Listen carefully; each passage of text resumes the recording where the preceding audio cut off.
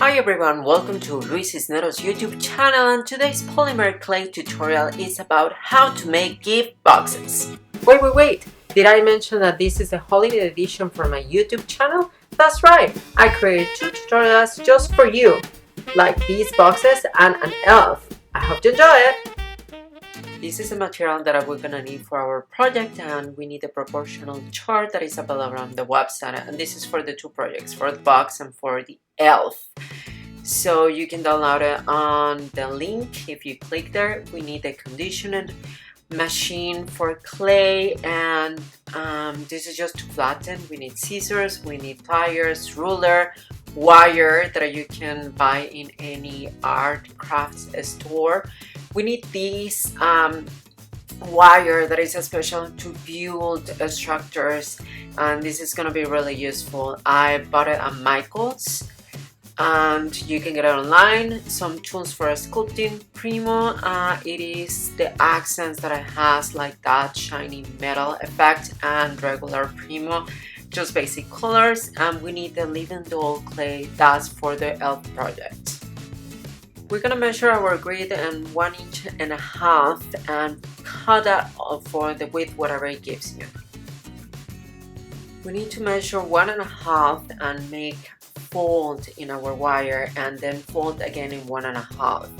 When we have our box, we just wrap it all the way around to make it stronger. You can use the color that you want. I mix the accent Premo metal color with dark blues, and that way I can get the color that I want. After conditioning well your clay, we're gonna create just like a flat square, and to make it even, we're gonna use our conditioning machine. Then I grab the clay with baking paper and I rub with something flat. I uncover one side and measure against our structure, our wire structure. Then I start cutting it, getting really close to our wire.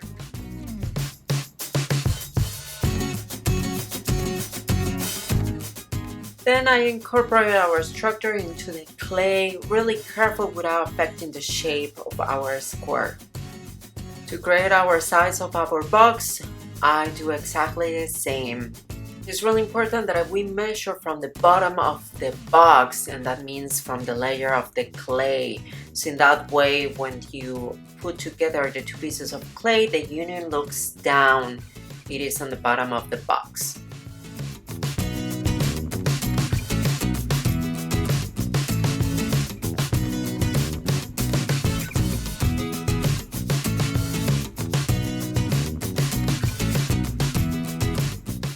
Try to press down the structure against the clay, so that way it really sticks into the wire.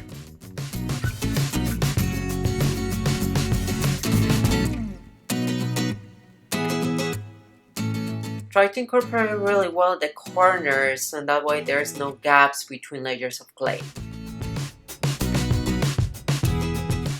To finish all the sides of the box, I inspection each side that is perfectly added into the wire. I press down really carefully just to make sure that these happen.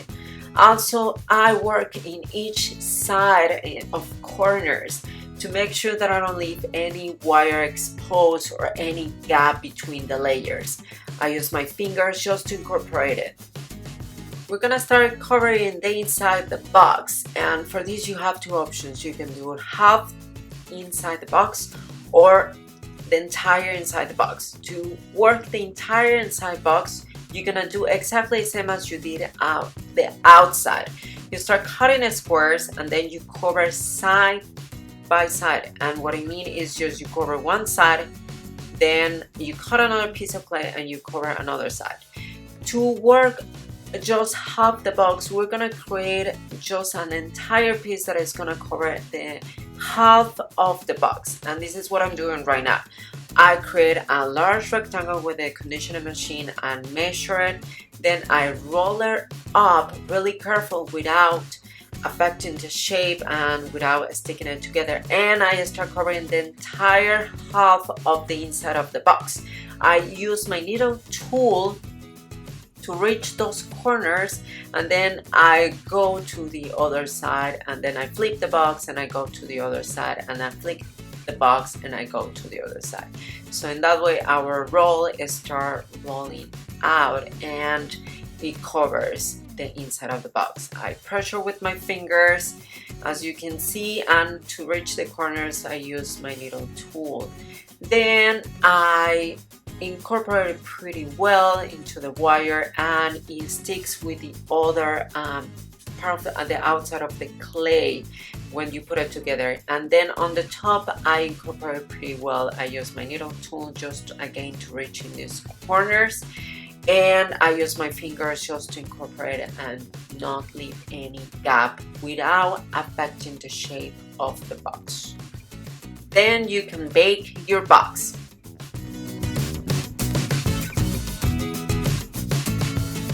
Now we're gonna start creating our ribbon, and for this I use a completely different color of clay to contrast our box. And for this I'm gonna create a large rectangle that I'm gonna flatten in our conditioning machine, and then I'm gonna rub it in the wax or the baking paper, and then I'm gonna cut it and measure in half an inch. The conditioning machine is set it up in number 9 for the ribbon, and for the box is set it off in number 2, so it is thicker and the ribbon it is thinner. Then to incorporate into the box I'm gonna start from the inside, and I go around the box going to the opposite side and then turn inside again and cut it to measure. Then I'm gonna just press really carefully without affecting the shape. I texturize our ribbon by using the texture that our needle tool has. And with the needle tool I create the marks of stitching. Then I use another piece of the clay ribbon to do the other side. I start from the bottom into the inside of the box. I texturize, I put the stitching marks. Since I run out of the ribbon clay, I create another piece. And then I incorporate it from the bottom, texturize, put the stitching marks, and it's ready to bake. We're gonna create our lid, and for this we go back to the color of clay that we use for the box. And I use the conditioning machine, and also I use wax paper just to stick it into the wax paper. I rub with a flat surface and then I start cutting. Then I create another rectangle, and this is to create how deep we want our lid. And I use half of inch to create each side of the lid.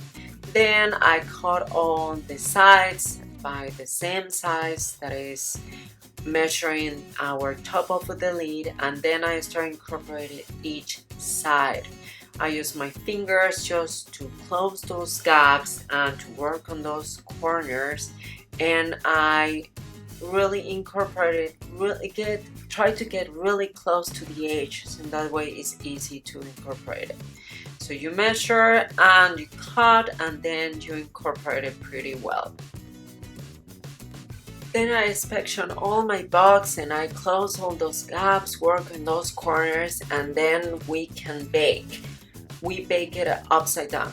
We're gonna start putting our ribbon in the box, and I start from the edge of the bottom of the box and I go all the way around to the opposite side. I really carefully cut the ribbon. We texturize first and then we create the stitching marks.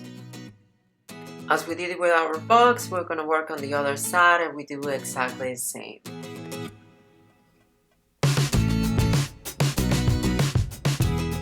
We do exactly the same with the other side, and we put the ribbon, we cut it, and we texturize and put the stitching marks. This is where you can get really creative and you can create different designs. In this case, I put some dots in the box. Finish covering the entire box, you can bake, and also you can bake your lid upside down. To create the loose ribbon, we're gonna create just a large rectangle that it goes across the lid. We texturize both sides and we create the stitching marks both sides. And then we cut the triangle in each corner, and then we put it on the top of the box and we fold the corners. Then to create the base of the ribbon, we're gonna need 4 pieces of clay that are then measure exactly the same ½ inch. And then it's ½ inch height, and the wide, it depends how big you want the bow, you can customize it. I fold it and I measure it just to make sure that that's the size that I want to. After I start texturizing both sides and putting the stitching marks in both sides, I fold them and I create the bow pieces. Then I press and right in the corner I measure as the size that I want, and I do it exactly the same in each piece, measuring them together. So most of them they're almost the same size. I don't recommend make them exactly the same because it will look like really weird. So then I start incorporating together, and I use my dotting tool to create that. I just stick them together from the top and from the bottom. Try really careful to not affect the shape. And then I start incorporating the other 2 and I create an X, but this is just the base of our bow that it goes on the top of the lid, on the top of that loose ribbon that we just created. Again, use your dotting tool just to incorporate the 4 pieces, really careful without affecting the shape. And when you have it, you can put it on the top, press down with your dotting tool so it can stick into already the loose ribbon that you have on the top of our lid. When you finish, you can bake.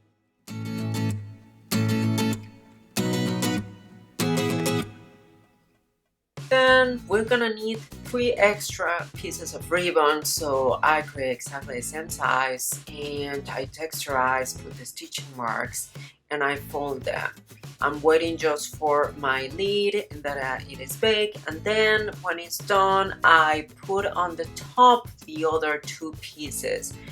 Then I use a really large cylinder that is going to be really thin just to create those pieces of ribbon, different ribbon that they're gonna go. It's just for decoration, and I grab them around the new ribbons that I just put. You can see which ones are baked and which ones are not because they differ a little bit in color, and they're the ones that are not baked, they're a little bit shiny. So I use that just as a, this is where you can get creative and you can design your own bow and your own decoration. So it is up to you and the theme that you want to create. So in this case I use a different color than the ribbon, so it is the same clay that I use for the dotting decoration that is in the box. You can use different one. So this is just decoration that usually you find in the boxes, on the top of the boxes, or just to grab. So you can use your imagination, or also you can use as reference all the decorations that are the happy party themes boxes. Anyways, then after I finish, we're gonna start putting the top of the bow, and I already as you can see, I folded already, and then I incorporated, pressing down really careful with the middle dotted tool, especially from the inside, so you can get incorporated pretty well. And I use the small dotting tool just to incorporate it from the outside. And really careful, I position the parts of my bows, and then I bake and we finish. So this is how our first box looks like. I hope that this is really useful for you. This is just a design. Again, you can design with colors that you want to use and different patterns that you want to create in the box. This is our second box, and as you can see it has a little bit of different bow and we use completely different colors. And I hope you really enjoyed this tutorial. Don't forget that we're gonna use this tutorial for the next tutorial this week. Thank you so much for watching. Don't forget to subscribe if you would like to support me, and also to like this video. If you want to put comments or suggestions below this video, I will appreciate it and I will read them. Don't miss the next episode on how to make the elf.